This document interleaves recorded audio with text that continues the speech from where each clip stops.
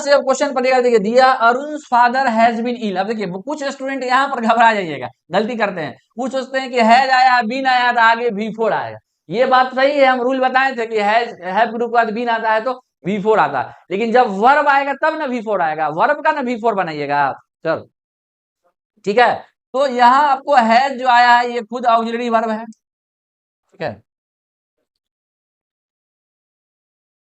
यहाँ जो आपको हैज आया है ये आपका खुद ऑक्सिलरी वर्ब है, ठीक है। ये ऑक्सिलरी वर्ब है, ये खुद आपको बीन आपका V3 का काम कर रहा है। इल जो है ये वर्ब नहीं होता है, यहाँ सबसे पहले आप समझ लीजिए एक बात को, ठीक है। इल जो है, इल के बारे में आप समझ लीजिए।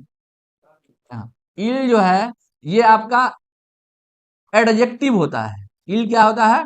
एडजेक्टिव होता है, जिसका मतलब होता है बीमार।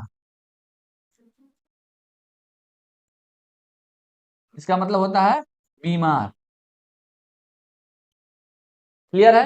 तो कुछ लोग इसमें ए इसलिए आंसर दिए, सोचोगे हैव ग्रुप के बाद बीन आया है तो इल का इलिंग नहीं होता, क्योंकि जो आपका इल ये वर्ब थोड़ी है जो इसका V4 बनाइएगा। इल क्या है? एडजेक्टिव है, इसका मतलब होता है बीमार, ठीक है। इल जो है ये एडवर्ब का भी काम करता है, ठीक है। इल जो है ये एडवर्ब का भी काम करता है, इसका मतलब होता है कि गलत तरीके से। जब कोई गलत तरीके से कोई काम करता है, ठीक है, यानी पैसा कमाता है, ठीक है, गलत तरीके से, तो उसको बोला जाता है ऐसे इल गॉटेड मनी, गलत तरीके से पैसा कमाना, ठीक है।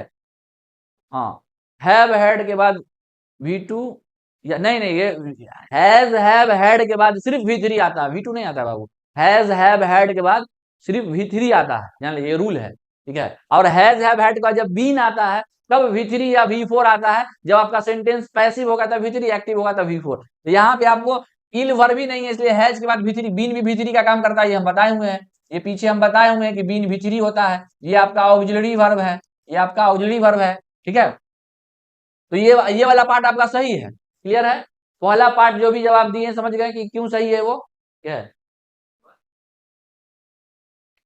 ठीक है। अब आइए दूसरा पार्ट दिया, since last year and Arun has. अब फिर से एंड से यहाँ पे अरुण से स्टार्ट किया, ये फिर से सब्जेक्ट है, ठीक है, ये आपका सब्जेक्ट हो गया। यहाँ हैज आया है, फिर से आपका ऑक्सिलरी वर्ब, ठीक है। अब यहाँ आपको समझना है कि स्पेंड के बारे में अगर आपको जानकारी होगा तो आंसर सही होगा। कुछ लोग आंसर सी दिए हैं, ठीक है, उनका सही आंसर सी होगा, ठीक है। अब इसको समझ लीजिए आप कि स्पेंड जो है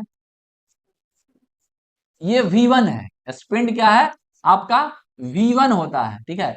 इसका V3 स्पेंट होता है, ठीक है, स्पेंट होता है इसका V3, समझ लीजिए। V2 भी स्पेंट ही होता है, लेकिन जैसे ही हैव ग्रुप के बाद आएगा तो यहाँ ये स्पेंट नहीं होना चाहिए था, ये गलत है आपका। यहाँ इस स्पेंट की जगह पे स्पेंट होना चाहिए।